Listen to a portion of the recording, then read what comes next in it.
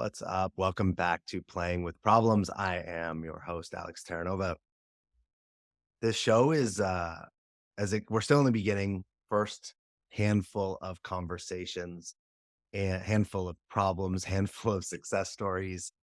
And it's really interesting because I noticed as I was sharing with the guest who you'll meet in a second, I was sharing with her that people that come on this show, often there's like two approaches. Some people come on and they just like really open themselves up.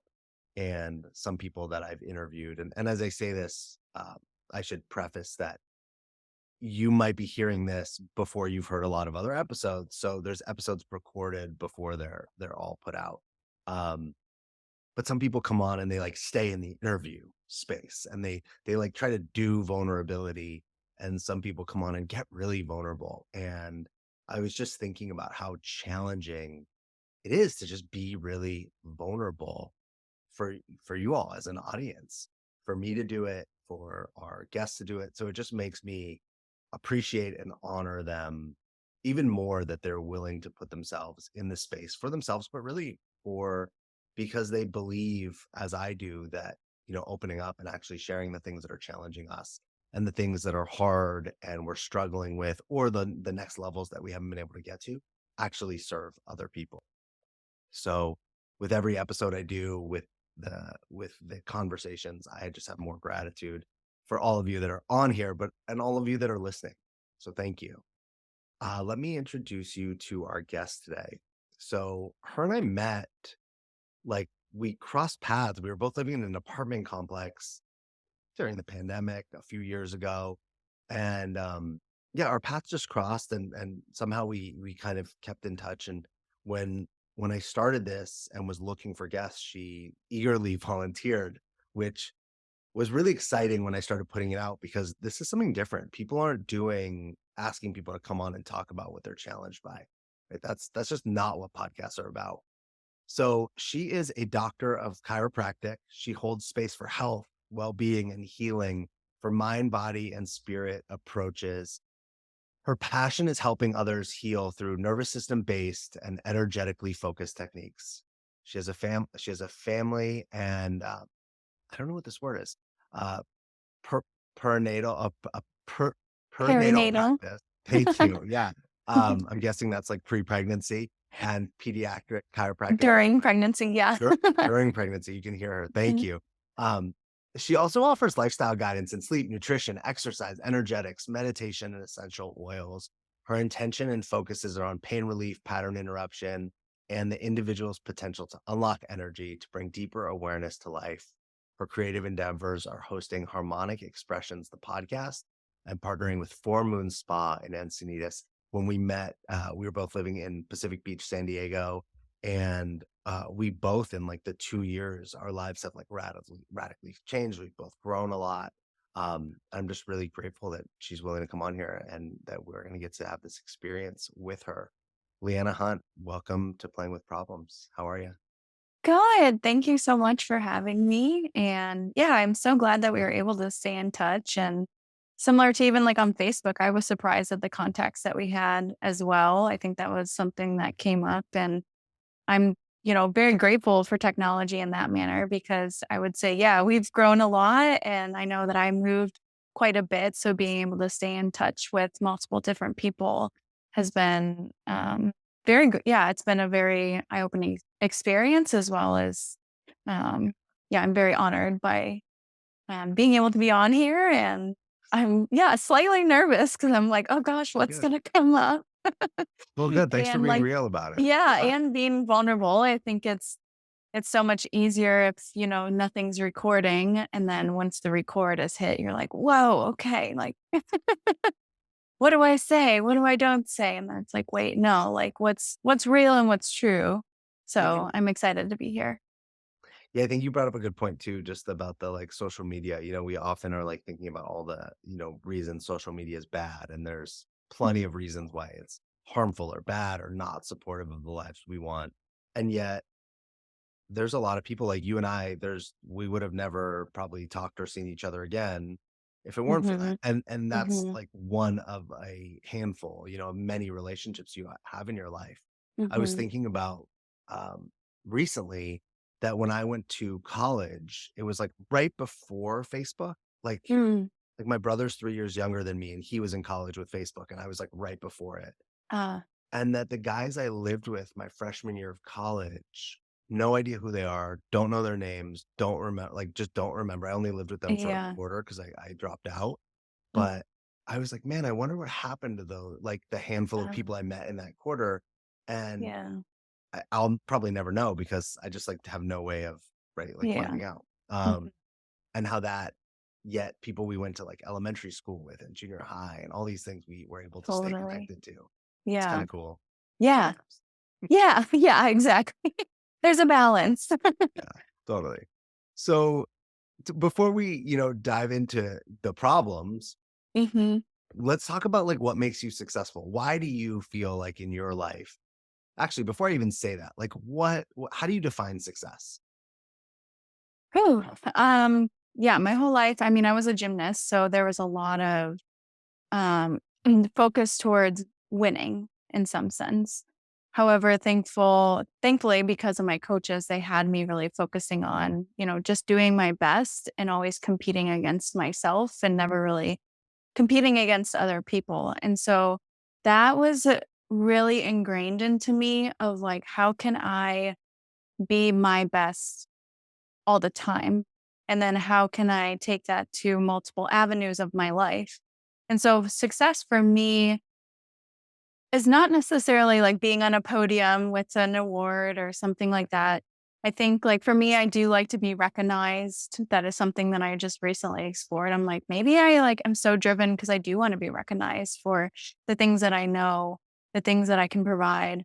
Um, but I think also success has really changed over the past few years to really having a deep sense of like fulfillment in what I'm doing and knowing that what I'm doing is not only helping myself, but it's also helping the person in front of me or the multiple people in front of me, and then humanity at large. Because I feel like that's really, I think, what makes evolution is that we can make changes and decisions within ourselves that ultimately will impact everyone around us. And so the more that we can be our best and make the best decisions for ourselves and everyone around us, then it does have an impact whether we see it or not. So it's almost like this: you are rewarded through fulfillment and not necessarily through like, yeah, standing on a podium with a medal or a trophy. It's more of this inner peace and inner fulfillment of knowing, okay, I'm doing what's right for me and what's right for everyone around me. Okay. I like that. So success is really I love the piece about the gymnast. So success is really focusing on yourself, not others, and Mhm. becoming the best version of you.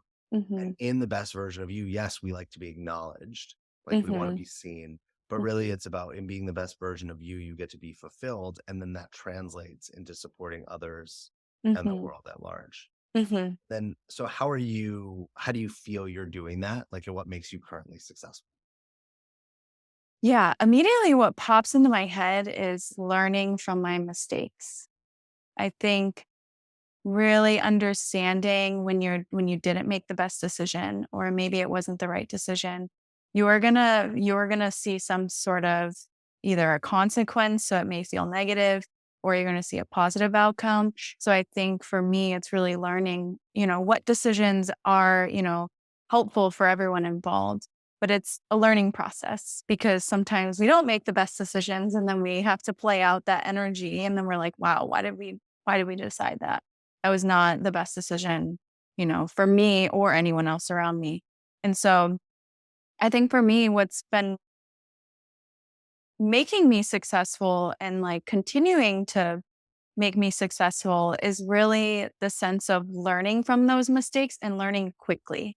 Because I think you could you could dwell on the same mistake for your whole entire life if you really wanted to. And you could keep making that same mistake and that's okay. But ultimately, if you're not learning from it or if you're not making another decision, then ultimately you're almost stagnating yourself and then everyone else as well. So I think for me, it's like once I kind of ingrain that process into really my brain and my nervous system, I'm like, okay, how can I learn really quickly? how can I learn all these things really quickly? Because ultimately, I'm going to play out what I need to play out on a soul level.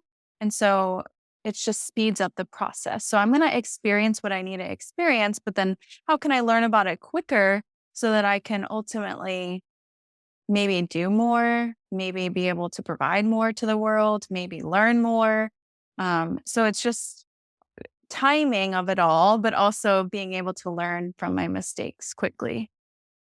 Okay. And then what are you actually working on, like, in the we talked about your doctor of chiropractic. Like, what are Hmm. the kind of more tangible, the things that we can see that you're, like, really proud of that you're bringing this into? Hmm. Yeah, I what mistakes am I making and how am I learning from them? No, no, like, what are you actually proud of that you're creating in your life? Like, the areas of Oh, success that you feel, like, obviously being a doctor of chiropractic, like, that's an accomplishment. But what are you feeling really proud of in your life that has you feel like, "Oh, these are markers for me that show me that I'm, like, a success and doing well." yeah. So I remember when I decided I was going to be a chiropractor, it was because of something called the Green Books, which is like the philosophy books of chiropractic. And at that point, I was like, okay, I'm going to be a chiropractor. I'm going to do this, but I'm never going to touch anyone's neck. Like, I'm never going to pop anyone's neck. I'm never going to adjust anyone's neck. I'm not doing that. Like, that's scary. Like, there's a lot of pops that happen. Like, it freaked me out. And recently I've had quite a few different patients like say, wow, that was the best neck adjustment that I've ever had. Or wow, like that was the best adjustment. Or wow, like that's exactly what I needed in the neck area. And I think recently that was a very solidifying moment of like, yeah, learning from mistakes or not mistakes, but really learning how to integrate information so then I can be really, really good in that area. So almost taking that fear that I very, very beginning and saying, okay, well, I'm just gonna look at it head on and address it and say it's not scary. You just have to learn about it and you have to really be in tune with yourself and learn how to essentially maneuver and, make different movements. But so that was my most recent one, like within chiropractic. It was very small, but it was like, wow, okay, like I am doing something right. There is something that's, happening. And then also too, I was diagnosed with an autoimmune of my thyroid when I was 16. And essentially I was on medication for 10 years after that, thankfully, because I didn't really have any other resources. That's really all I had at that point in time. And then getting into more of the holistic kind of, you could say, alternative approaches or Eastern approaches, I really started to understand what healing really looked like and all the patterning and how it really had to do with the nervous system and the brain. And so I really started digging deep within that to really heal my thyroid. And that's how harmonic expressions was because I was like, I need to speak. I need to like activate this area of my body and I need to say what needs to be said. And I don't really care if anyone listens or not at this point. I just want to be able to express myself because for a very long time, that whole area of my body was so shut off.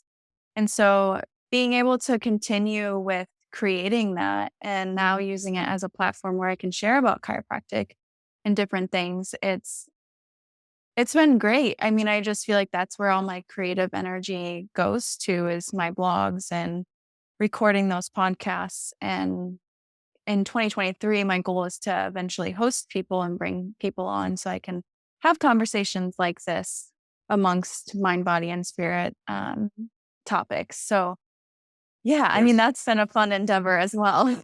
there's you mentioned 2 things in there that I wanna touch on. One is the fear is access to success, right? Like, Mm, you saying, "Hey, this is what I wanna do. I wanna be a chiropractor." But then there's this area that you had fear around, which mm, every single person, if you're listening to this, yes. you some area of your life, there's something that you want that there's a fear that's holding Mhm, you back. Now, people don't always think of the things as fears, but, like, if there's a trip you wanna take and you're like, "I don't have the money," well, that's fear. There's a mm, scarcity fear. There's a fear of, like, not having mhm, enough. or the fear Mhm. of the consequence if you were to like put it on a credit card Mm. or overextend yourself. If Mhm. there's lots of us have conversations that we really want to have with people that we're not willing to have. Lots of us Mhm. are in jobs we don't want to be in or want to Mm. change. Mhm. That I find that most people fears the driver of their life, Mhm. and we're not fully aware of it. We rationalize it. Mm. We're like, "Oh, I'll be a chiropractor, but I won't adjust next," or something, right? Like, Yes. we'll operate around it without actually just going, "Wow, I'm just, like, afraid of that thing." And I recently had an Mhm. experience where I went, "Okay, you can either go through fear like you did, Mhm. or you can be with it and accept it and sit with it, but you Mhm.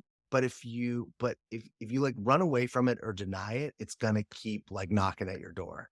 Exactly. If Yeah. you go through it, you move past it. If you sit with it, it'll kind of leave you alone. It's like sitting with it to me means, like, acknowledging that it's there and maybe recognizing that you're just not ready to go through it yet, but you accept it. Mhm. You're not denying it, you're not running away from it. You're kind of just saying, "Okay, I see you. I'm just not ready yet, and Mhm. I will be at some point."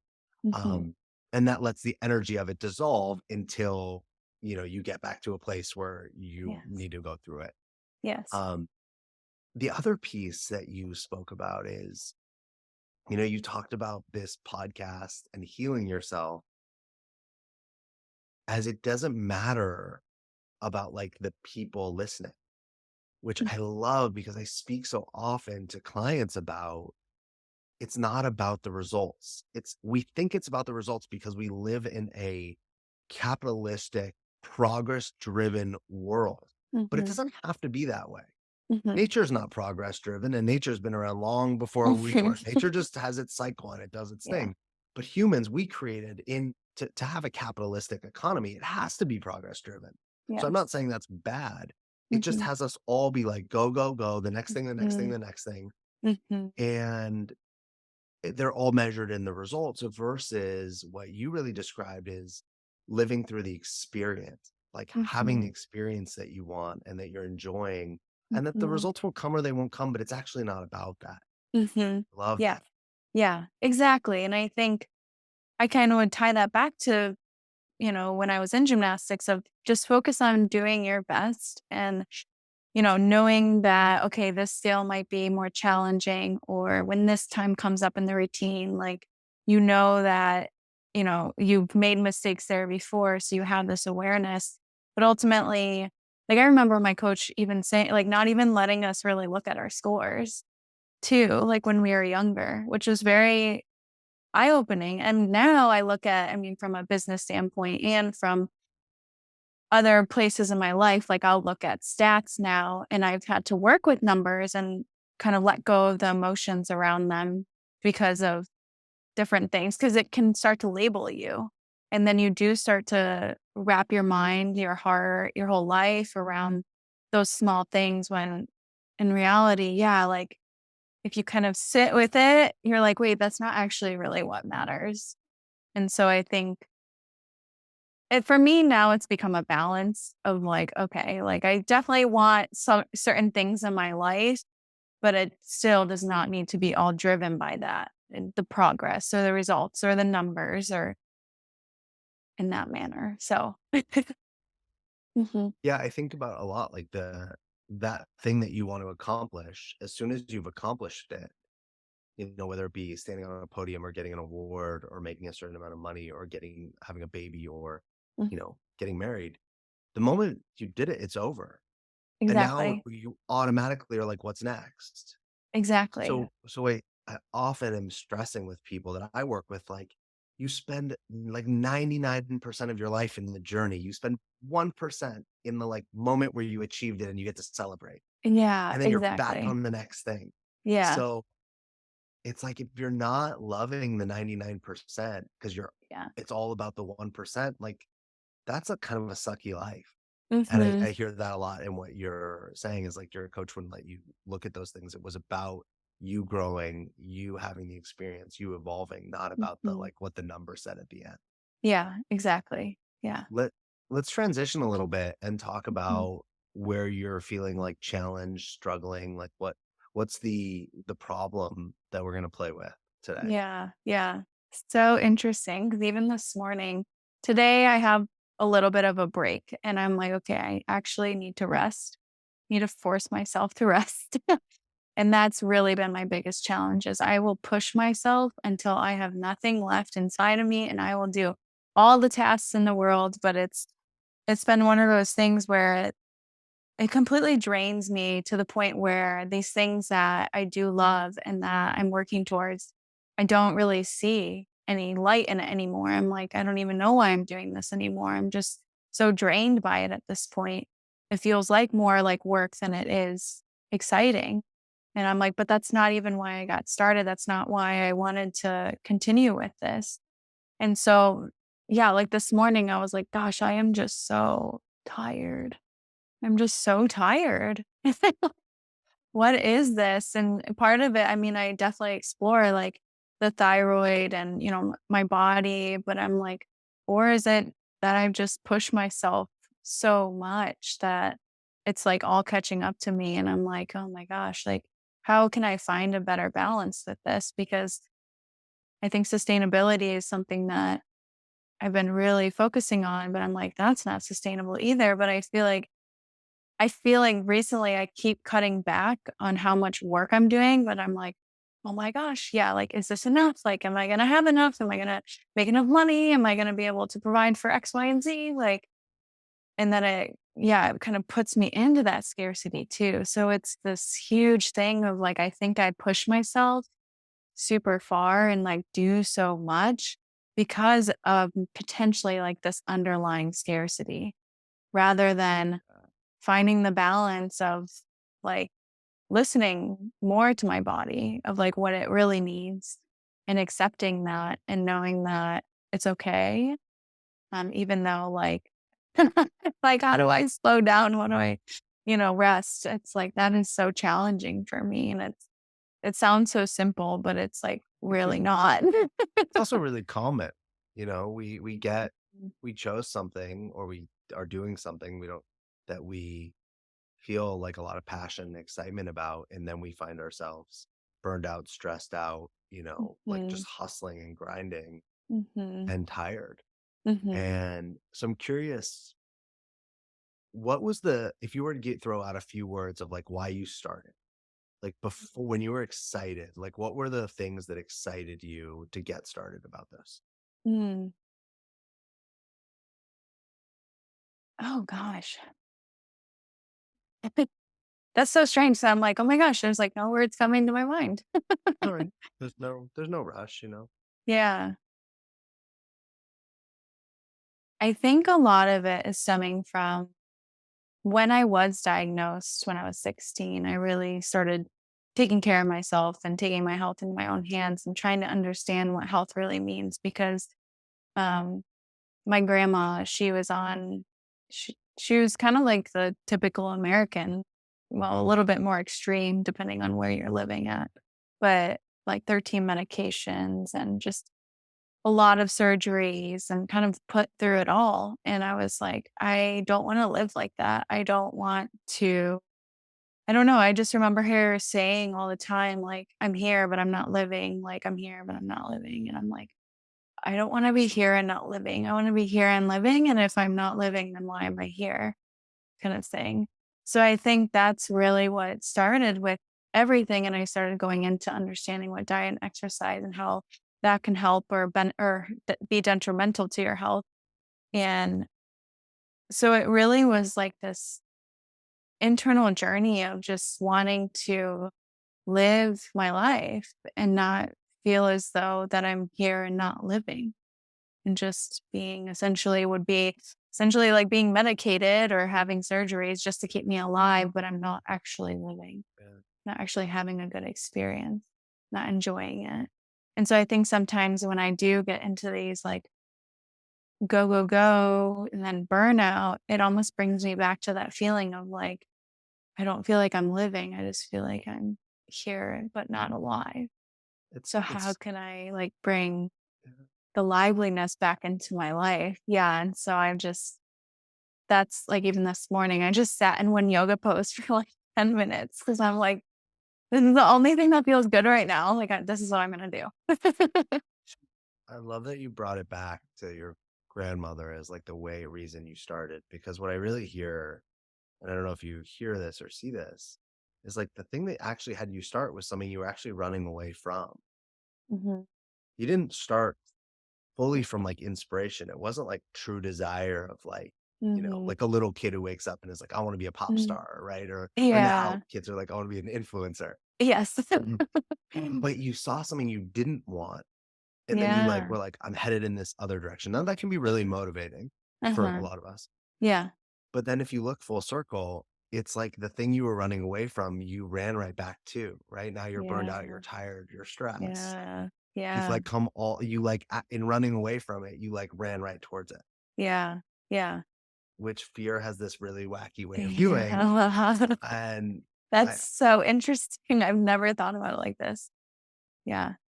what Wow. you're like smiling and kind of like you're feeling like that this new awareness. What do you see for yourself? Yeah, because I do explore like, okay, when I was a kid, like what was I like? Oh, I could do this all day long, all night long. This is what I want to do.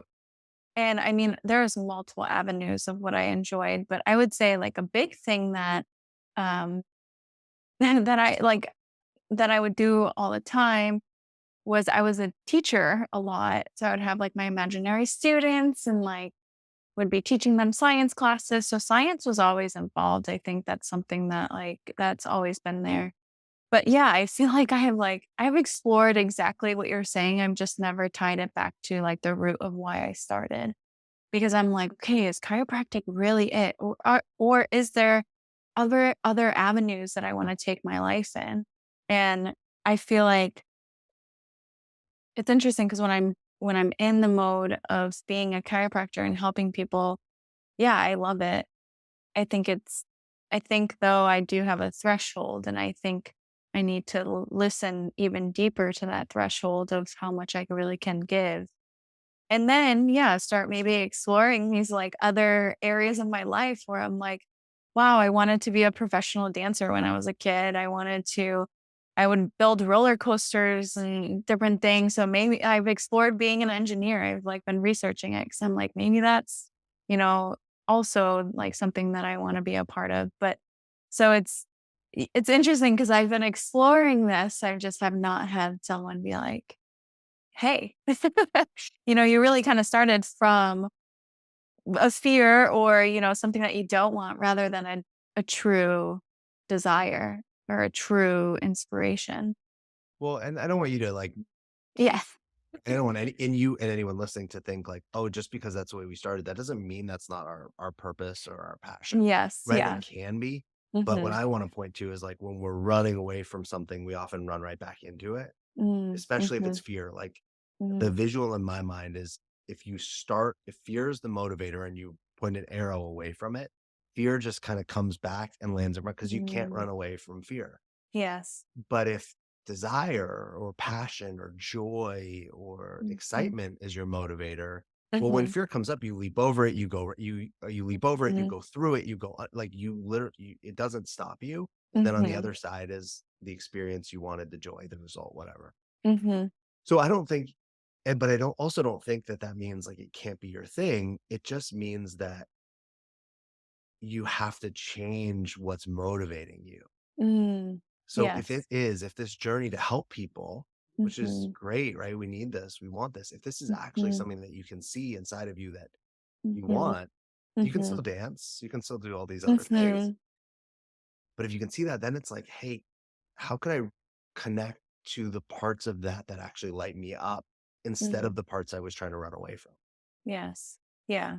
Yeah, exactly, and I think that's something that I've been exploring recently of, like, what does motivate me. I actually just wrote it down somewhere, and there was a list of different things, but I feel like it's changing. So I think for me, yeah, it's, like, finding what the deep thing is, but I've noticed on days say I do have an off day, I will get more sad and, like, down if I'm not helping people. Like, it literally could just be, like, opening the door even. So I know, like, that needs to be a part of my path, and that it's going to be a part of my path. in some way, shape, or form. Like I'm going to be helping someone, humanity, something. So, but it's like, how can I find that balance where I'm not over helping to the point where then I have Yeah. nothing left to give in some sense. And then, yeah, it's like kind of that burnout drain. Like, okay. So then, yeah, it's like, okay, What's what does motivate me? But I will say, like, another fear recently that came up was like this morning was a fear of falling or like failing, essentially. And I know I mentioned that to you, but it was so I've been exploring, like, okay, what if I do fail? What does it even look like? Like, what does failure even look like? Like, and then really like kind of experience it like in your mind and in your heart and be like, wow, okay, it's really not that scary. So why not give it your all, do the best that you can. And if you fail, like you've already somewhat experienced it, and most likely it's not going to happen the way that the fear is portraying it as. what do the fears actually say to you? Like, it doesn't say failure. Failure would mean something else. Failure would equal Hmm. something. What do your fears like say to you? Hmm. Like the fear of falling is like, it's almost like this um, going into like a deep state of surrender and trust that the universe will provide in areas that I feel as though maybe I'm trying to control or force rather than just being in the moment more and trusting that process and knowing that whatever I'm worried about or anxious about, like those things they'll play out how they're supposed to play out. And so even this morning, I was like tapping into like my right or my left trapezius area because it's like painful and tight. And I'm like, gosh, and it's so subtle. It's like this tension that's just always holding. And I'm like, why won't you just relax? Just relax, relax, relax, relax. And I just kept leaning into it more. And it was that fear of falling. And I'm like, okay, well then fall. Like let yourself fall right now. Like do it right now. Feel everything go, relax and fall. And I wasn't able to get into that space, but I think it's almost like, yeah, the more that I can continue to tap into those fears or yeah, like what they're saying. And so for me, they're really simple or they've been somewhat simple so far in some ways. Um, but I can feel them in my body. And I'm like, oh, okay. Like, how do I just lean into that more and know that that's not my path? Like, that's not my path. And if I do fall, like, that's not like the end. The world's not going to end. Like, I'm going to have another day. And if I don't, then that's okay too. Like, it's almost like this process of just really being in that moment and trusting, like, whatever's going to happen is going to happen. It's going to be okay. So knowing that you're resilient and that regardless of how it goes, like you'll be able to handle it. Exactly.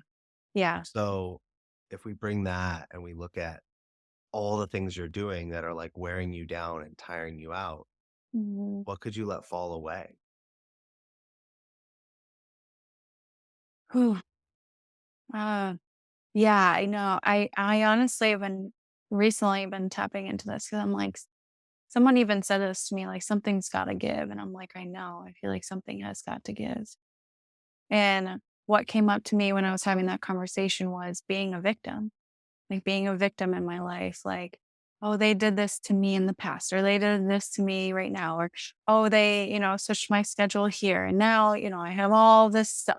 It's kind of like these storylines that are created. And it's like, and then you like carry that on like, oh, that cup was too heavy and that, oatmeal took too long to make. And it just becomes almost like this somewhat of like kind of like a complaining or ungratefulness for what it is. So I think for me, it's like something has got to give in my life. And I think it's those small, subtle thoughts of even like the victim mentality of like the world's against me. Oh, like they're hurting me. Oh, like all these different things. And not saying that people don't do those types of things or maybe people don't really feel supported. But I think for me, I like have to have this mindset shift within myself of like, I am strong enough for this. Like the universe wouldn't have put these different things in front of me if I wasn't strong enough. And really that we create a lot of stories that are very untrue. And then we can allow them to continue, or we can say, no, I'm not continuing that story and I don't want to continue with that path. So how can I, yeah, be in the resilience, or how can I be in the sovereignty and the truth and really stand in my energy and say, okay, like, no, I'm not the victim in this. And if I was, then okay, then I'll even, I'll find support in other ways. But yeah, so that's really what was coming up recently around all of that. So how can you do all of that in like today, tomorrow? Like Yeah. how can you I really like to Mhm. think of it as like practice it. How can you Yeah. practice what you just shared? Yeah. I mean, my practice for any of this has really been like meditation and stillness. So really implementing that more. I would say in the past few months, I've gotten away from that. I used to meditate every morning and night, and now maybe I do it one time per week. Or if I'm like not busy between patients and I'm like, I'm just going to sit here and kind of go internally. So I think for myself, it's really incorporating those practices that I already know, the resources that are already there, just putting them back into play into my life and making it more of a ritual and making it more of a routine for myself so that it doesn't feel overwhelming or I don't feel burnt out because I am doing these practices and I am receiving answers essentially from myself of what to do, what decisions to make, how to move forward in different areas. Something I offer a lot of people is do what matters first. So but Mm, what matters to you and the experience you want to have. So I mm, wake up really early and I used to wake up and do all the things that I thought I was supposed to do. I'd wake up, I'd go to yoga, I'd meditate, like I'd do all mhm. these things to like get me ready. It was like very militaristic. And Um, then I had like more of like the eat the frog mentality. It was like, oh, you gotta like do the hardest thing first. um, And those things I think all serve their purpose in times. But one of mhm. the things that I really like now is I actually wake up now early and I do the thing that makes me feel my best. Oh, So, which is yeah, being creative. So I yeah, write in the morning. I wake up really early and I like when the world is asleep and it's dark out, I'm in front of yeah, my computer writing. My thoughts are clear. I don't have the distractions from the day. Work yeah, hasn't started. I don't really look at my email or anything before, right? There's not. yeah. And it, like, makes me feel alive and excited, and by the time I actually get into Mhm. my workday, I'm, like, feeling my best Yeah, because I yeah. feel like even though that's work for me, the creative, it's, like, Mhm, work that sources me and fills me up, and there's no, like, mm. outcome. It's not like Yeah, there's a deadline. It's just things I yeah, wanna do. So they yeah, might make money one day, maybe they won't, it doesn't matter, yeah. and so I offer you not to wake up and write like I do, Mhm, but could you start your day with the things that you feel like fill you up and source you mm. instead of leaving those things for like a free moment that may or may not come? Yes, yeah, yeah, I love that because recently I've gotten more into, like, weightlifting, not super heavy, and working out a little bit more to feel stronger. Stronger is like a or feeling more strength is something that I've been really wanting or I mean, really gaining back. And so I've just found that to be very, helpful. But there are some days where I'm like, yeah, this is not fulfilling me. This is like, I'm just doing it because it's like, I feel like I'm a, yeah, drill sergeant. I'm like, because I feel like it should be good and I know I'm going to get results and it's going to make me feel stronger in the long term and, these thought processes. But yes, exactly. I think I need to implement the small things more. And I mean, for me, I actually love nighttime. So that's been really challenging just because society doesn't really stay up at night. I mean, there's, a collective amount of people that do, they'll work at night or different things. But I found that's where a lot of my creative energy actually turns on. And so a lot of the times it's interesting because either I'll wake up really early where it's still dark out, so it's almost mimicking nighttime, and I'll start to do creative things, or I'll, yeah, end up staying up till like midnight or 1 doing all sorts of different things that are super fulfilling for me. And so I think with that, that has been challenging working a job and then running a business and then my podcast of like, okay, how can I stay up late and then not feel exhausted the next day as well? And so, yeah, I think it all comes down to, yeah, really finding, well, no, not finding the moments, creating those moments and implementing them and really listening, yeah, to what I really need in that moment in time. And remember, the thing is, it doesn't have to be creating, right? It could be just creating Mhm. a space for meditation or Yeah. the self-care practices in the Yeah. morning Yeah. that maybe give you the endurance to stay up late and do the other things, right? Maybe Yeah. if you're more sourced and Mhm. taken care of, Mhm. then you actually have more bandwidth to hold all that you're creating and all that you're doing. Yes. Yeah. Um, the other piece that I wanted to kind of come back to is that piece of really like choosing why you're on the path you're on. Because, Mm. I think people have this look, if we're lucky and we are the person who, just like knows, since we were 4, we're like, I wanted to be this and that's Mhm. great. Most of us, Mhm. that's not how our life is. Most Mhm. of us, we could wander around looking for what our purpose is or what the difference we want to make. And what I offer often is you can do that and you might be waiting around or looking for a long time, which is Mhm. just time you never get back. Or Mhm. you can pick something that feels good right now. Mhm. Yeah. And then my hunch and my what I've seen is that if you walk that path, there'll be Mhm. many doors that get open Mhm. because you said yes to something and you're exploring a version of who you are. Mhm. Mhm. And if you say no and you're just waiting, it's like nothing's there. There's nothing to like, oh, there are doors to open. You're just kind of like Yeah. in this holding pattern. Mhm. Um, so I don't know if you want to take a minute right now and Mhm. check in and be like, man, what are the like things that really do excite me Mhm. and inspire me about the path I'm on? Mhm.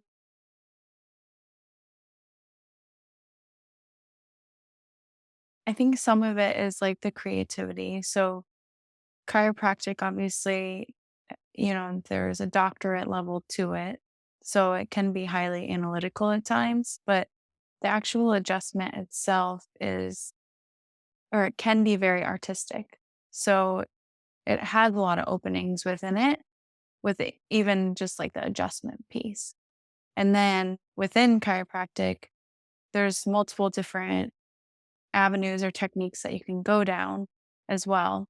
But I think like what I love the most is learning. I don't and I think that was a struggle coming out of school, was like I didn't know how to implement that same piece of sitting there and learning all day. I was just, my brain was always thinking about something. I was always learning something new, and I loved that. I loved being able to have old information, learning more about the old information, learning new information, seeing the connection between the information.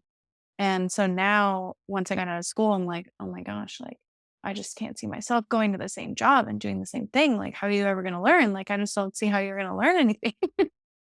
And then as I continued, I mean, I really incorporated it into, like, the relationships that I'm in, like, how can I learn about those? And, emotional intelligence, learning about how that plays into yourself and relationships. And, um, but ultimately, I just feel like anything that I can learn in, and some of them have been challenging though, because they're very strong life lessons and they're painful. And like, yeah, again, you almost just have to face it. And I feel like some things recently, I'm like, I just need to look at this and accept it for what it is, because it's always been there, but now it's like really there. And it's like, okay, like it was big back then, but you didn't see it. And now it's even bigger.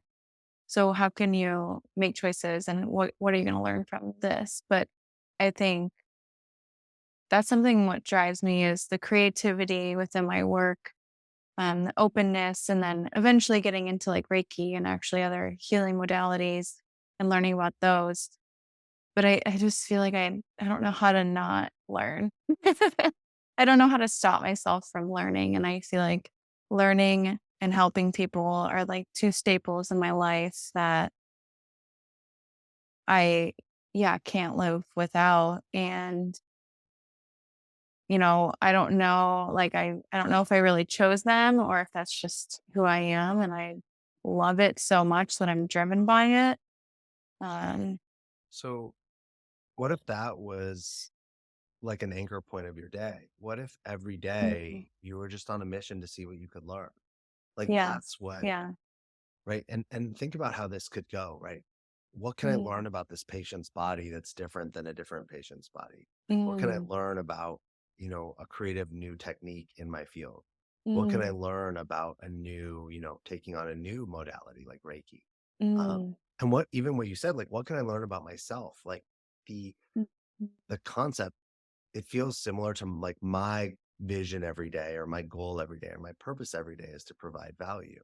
mm, So if when I'm in my day and I'm feeling stagnant, stuck, bored, if mhm. if I can and I go back to how can I provide value, all of a sudden opportune things open up Yeah, versus yeah. what should I be doing? What do I need to be doing? What, Mm. fear.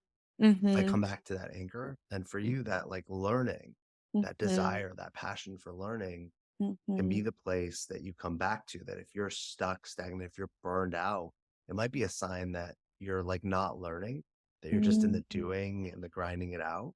Yes. Yeah, Yeah. yes, yeah. I'm having so many, like, light What do you bulb think? moments Like of, what? like, Sure. recently, I mean, the whole engineering concept, I've been, like, exploring that, and so I've been like, "Okay, well, I need to start learning or getting back in with numbers and being okay with numbers because that's not necessarily a focus in chiropractic. Science-y, but not a lot of math. So I'm like, "Okay." So yeah, I recently, like, I've picked up a few books and I just started doing math problems again. And instantly when you're saying that, it's like, yeah, go back to something that's super simple. Like numbers are just numbers and you could write out like a whole bunch of equations and they're challenging. And so just go back to something that's so simple and that does make like you feel challenged in and that you're going to have to learn because of the challenge. But you could literally I mean, you could do it on your laptop, you could do it, on my notebook or even inside my head if I really wanted to, like, okay, all these numbers, like, what do they formulate to? So it's yeah, exactly, and I think, like, what is also clicking is, like, the simplicity. I know we mentioned that before starting, but it's like, how can I in the doing and the busyness, it can feel like so much information, and then it's like, oh my gosh, there's so much. But then, like, how can I just come back to a simple task where I can learn from? And there's a book by Jay, Think Like a Monk. And I just think of this piece, even when you were saying that, of like, even if you did the same day or the same thing every single day, yeah, like, what can you learn from it? Like, does that tree look different? Does the sky look different? Like, take a different path maybe when you're walking or just simple things like getting back to the simplicity of life in the busyness. Yeah. If we're not, if we have a passion for learning and we're not seeing that every second of every day, there's an opportunity. Mhm. Yeah. We're like missing the Yeah. gold all over. It's funny. Yeah.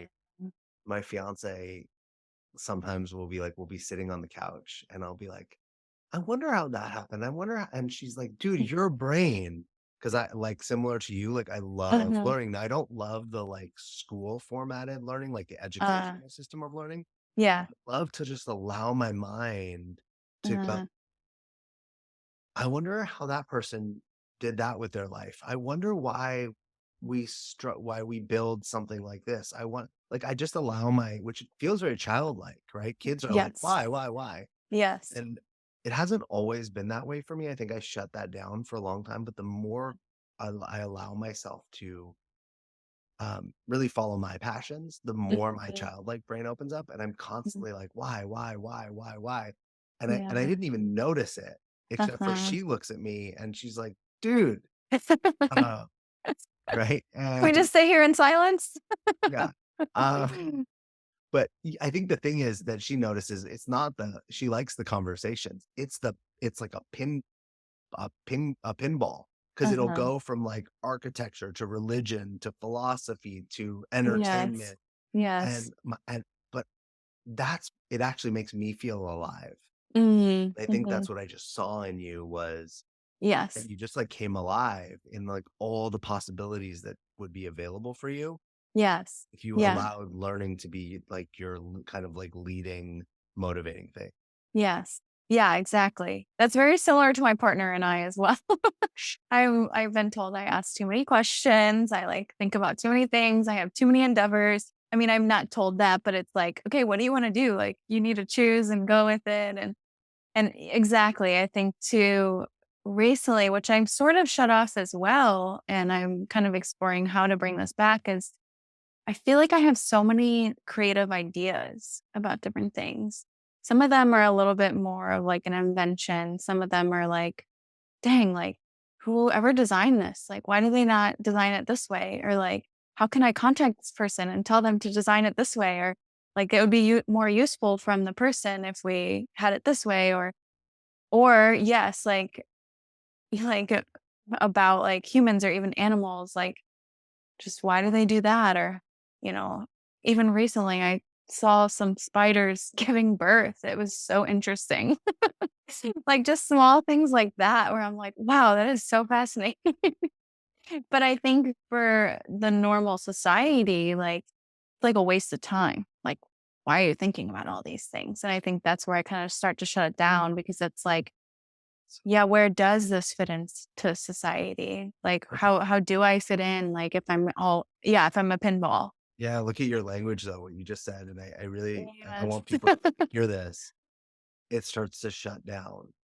And I Exactly. don't Yeah. I wanna be clear, I don't think society is, like, malicious or evil, Exactly. but Yes, I know. It's that thought but pattern.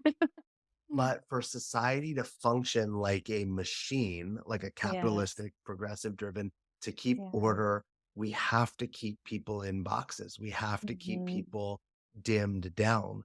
Mhm. No, we don't actually have to. We think we do.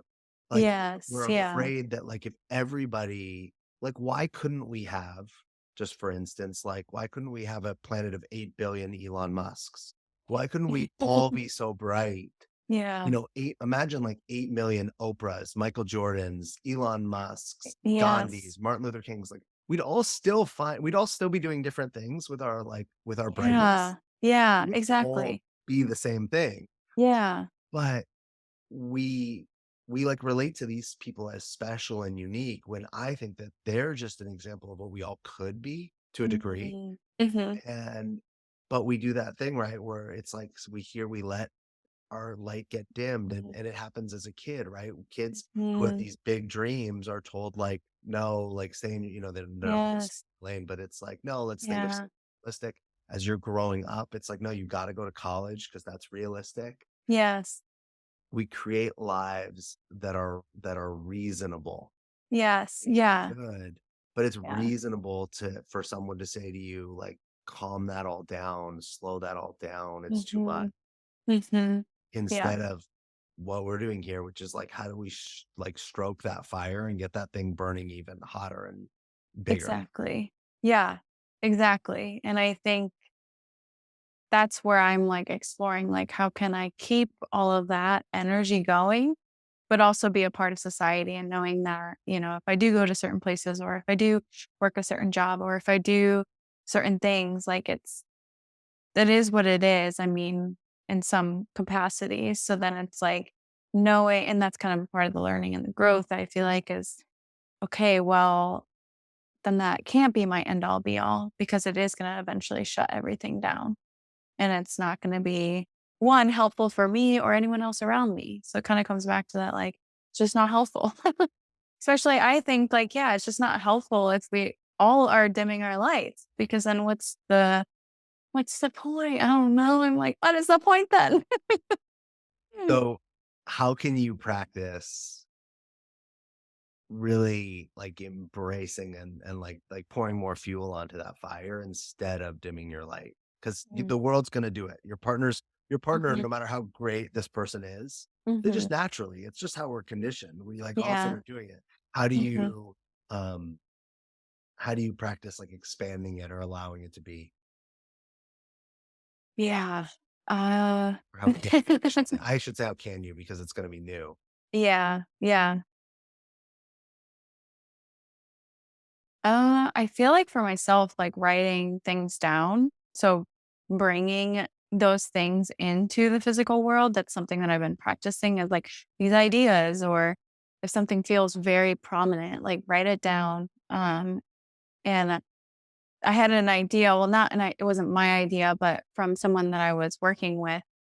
They would write on the mirrors, and so I started doing that too. So something that's like you're staring at all the time. So really being able to bring it into the material world so that you are looking at that information and making it heard. Because I think sometimes too, it's like all these ideas or all these creative endeavors, it's like, yeah, I don't really know. Is this something that is going to make me money or would be a good investment? Or is this just like a random idea? Like, thanks, universe. So like I don't really want to partake in all of this. So I think being able to be aware of all of that, you know, can be helpful.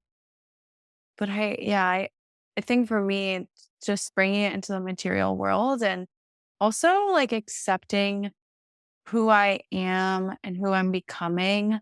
And then also I've kind of always had this other fear of like, success, which is interesting. Like, it's like this fear of my potential of being successful. Like, how far can I go? I mean, yeah, like the top, people that have they've, I mean, radically changed our world, Elon Musk and Oprah. Like, how can we play with that potential that we all have to be the best version of who we are?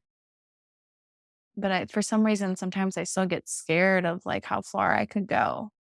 And I don't know if it's, I don't know. I don't know why I get scared of that. Well, what is the fear? Like, again, I always try to listen to, like, what does the fear say? Like, what does the Yeah. fear say to you? Right? Because you interpret, I'm scared of it. But there's a Yeah. message that comes through that you're afraid of. What's the message? Mm.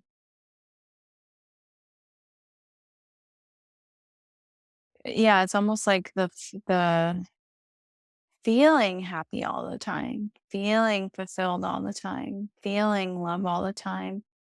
Like that would be something that is somewhat new in us as an adult. Like I feel like as a kid, I experienced that, but as an adult in the world that we live in, how can you be that kid and feel all of that, but also not be so ungrounded, I guess, in some sense too, to Yeah. society. I want you I have something for you. I want you to play with this, like, and this is something I've found myself. This is not like theoretical. I am experiencing this. Uh-huh. So for people that are watching this on a screen, you can see my hands, but for people that are only listening, imagine like a rubber band. So we'll do it like a rubber band stretches, like however far it stretches, right? Whichever way Mhm, you pull it. And that's kind of like the bandwidth it has. If we pull it past that, mhm. it's going to snap and break. Yeah. So imagine your levels of like happiness and sadness, or like let's say love and fear, whichever you want to put on the outsides of the rubber bands. We're Mhm, stretching that, and that you're on a plane mhm, that kind of you have that much range, right, between love and fear, mhm, mhm, or between happiness and sadness, right, whatever. mhm, Now, if you're able to kind of, let's say, lean more into the happiness side mhm, or the love side, let's say mhm, that the rubber band necessarily maybe it can stretch, maybe it can't, but it starts to pull it to mhm, more one direction. Now there's mhm, still fear or sadness on the other side, but it's mhm, almost like it's shifting it more to the mhm. side of the thing that you want. Now some people have shifted it the other way, right? To fear and Yeah. Mhm, I'm going to mix metaphors here, but it's kind of like a floor and a ceiling. Mm. As you raise your ceiling, the floor comes up with it. Mm. The floor doesn't necessarily stay there, but as you raise your ceiling, you bring Yeah. the floor up, right? If you Mhm. were to start doing much more magnificent things with your life, you're probably not going to hang out with people that are doing like really boring or basic things. You're going to elevate. Mhm. So the floor comes with it. As Mm. you keep doing that, the floor continues to rise. So where the rubber band continues to go over there. So now Mhm. you still have we're still human, so we still have the ebb and flow of Mhm. happiness and sadness, love and fear. I don't think we can ever get to where it's only one, like we're human. Yeah. But if we raise our floor and our ceiling, or we pull the rubber band far enough to that way, the experience of our sadness or our fear is such a different experience. Yes. It's even much lighter experience. Mm. Recently, I'm seeing this for myself because I've worked really hard to do this. That the other day I had some fear around something, and I noticed that there was like no real worry or anxiety. There was the thought of, Mm. oh, what if that doesn't happen, or what if I fail? Mhm. But all the worry, the anxiety, the tension that used to come with that was Mhm. just absent. Mm. Right? So to me, I was like, Yeah. "Oh my god, I've, like, moved Wow. myself further that I don't Mhm. now." So now when I am sad or I am nervous, it's like a completely new experience of that. It Yes. feels milder or lighter, Yes. and yet Yeah. my feelings of joy and happiness and proud of myself keep continuing to expand and get more. Mm. Mm. Yeah, I love that. I mean, the floor and ceiling reminds me of almost like an elevator. I've had dreams about that too, and kind of the symbolism behind like an elevator and really just, yeah, elevating yourself into more of like really who you are. And when you were able to like go into more of who you are, I feel as though then, yeah, I feel like I've experienced what you're saying. It's like, but how can I experience more of that? So it You is know? this stretching of yourself. Yeah, exactly. Yeah, like the expanding of it Mhm. and 'cause even, like, with even, like, the kind of the pain in my left trap muscle and, like, that fear of falling, like, I just feel like I've done so much work like that where I'm like, "Okay, I know what to do. I just need to tap into it, go into it, may take a few more sessions, and then it will be released, and then I'll integrate the information." So it's like, yeah, it becomes easier or lighter, like what you're saying, to, like, process all of that, and so I think for me, it's like, yeah, how can I tap into like what is scaring me about my potential? And then just say, like, and then keep working towards that potential, knowing that it's even hard to predict what that even looks like, Mhm. really, because it's going to look vastly different than most like what you're predicting it to be. A question one of my mentors and friends, Denise Yamada, offered me once when I really started to, I want to say, like really step into joy and peace in my own life Mm. was how much goodness can you be with? Mm. And I kept asking myself that because I Mm. wanted more. Why wouldn't you? Why wouldn't you want Mm. more joy and goodness, more Yeah. love? Like how Yeah. much, and if you think about like love, people get uncomfortable when they're too loved, Mm. right? Yeah. They can't actually be with how much love they're receiving. Yeah. And that's like really sad, actually. We Yeah. can be with so much misery and disaster and sadness, Yeah. but because of all that dimming down, we've like lowered our ceiling that we like can't be with extensions of love and joy and happiness and celebration and all the good things. So Yes. I would challenge you when that fear comes is like, wait, how much look at my life. Yeah. How much goodness can I be with? And Yeah. could I even take on a little more? Could I get a little more squeezed Yeah. in here and stretch it? Yeah. Yeah. Yeah, I like that. Yeah, because I think for me, it's like it almost like changes the frame of mind even of like, okay, there is so much goodness around me too. Whether that's internally or externally through my environment or people. So it's kind of like going back to that victim state too, even like, wait, no, there is so much goodness. And then, yeah, how can I embrace what I have right now, all the feelings, people, things, but then how can I expand that and have more? Yeah, I like that. How do you feel about where we are in this conversation? Does this feel like a kind of a good place for us to pause, wrap up? Yeah, I would say so. I feel like I'm definitely gonna be, like, meditating on the things that we talked about because I feel like it's bringing up a lot within me, and I'm like, "Oh, I need to." I think there's something about having the conversation with someone about those things that are always within you, and maybe you do talk about it here or there, but then to really be like, "Okay, this is what's really going on. These are my problems." I feel like, yeah, it's, like, bringing up a lot. I can even feel it in my body, so I'm like, "Well, okay." Need to go, like, stretch and move it around. I love that these are my problems when we look at it like this, these are our opportunities. Yeah. Our problems are always present the next opportunity. Yes, Um, yeah.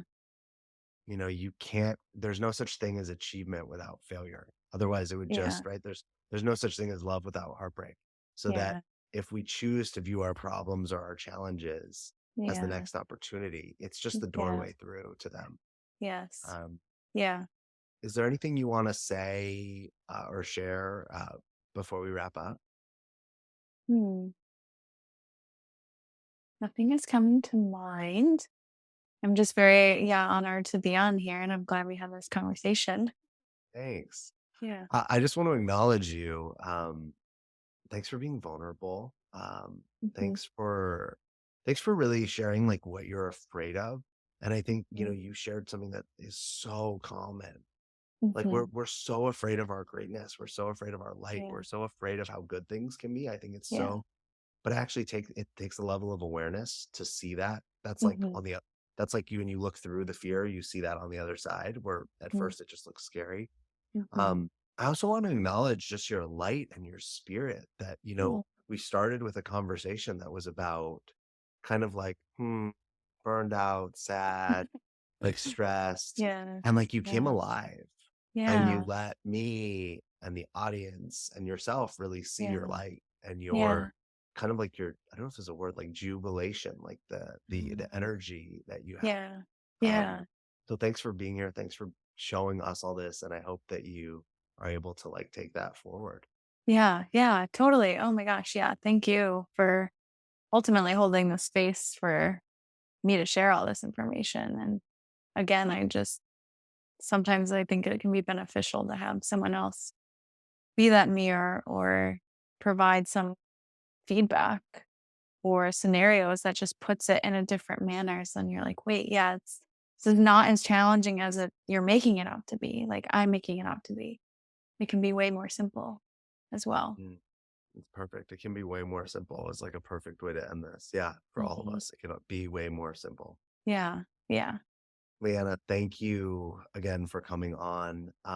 If people want to find out about your chiropractic practice or harmonic expressions or anything that you're up to, what's like the best way for them to learn more about you? Yeah, yeah, it would be my website, drliannahunt.com. Has all my resources, a little bit more about techniques, my services, the podcast blogs, and then I'm creating a community directory page. So a bunch of different healers, doctors, people that I've seen that I've been in communication with that I want to start creating some sort of community where we can refer clients, patients, or at least give access to other people so they can find someone for what they need. Cool. Mhm. Awesome. Yeah. Well, thank you. And everyone listening, if you're in the Southern California area, um, this is where Leanna is. So if you want to actually Mhm. see her in person, but please go to her website. I'll put everything in the show notes so people can see like the spelling and Okay. whatnot. Mhm. Thanks for listening. Thanks for supporting this podcast. And I trust and I know that, the wisdom that's here, you can incorporate it into your life and this can Mhm. be supportive of you. And Mhm. we'll see you next time.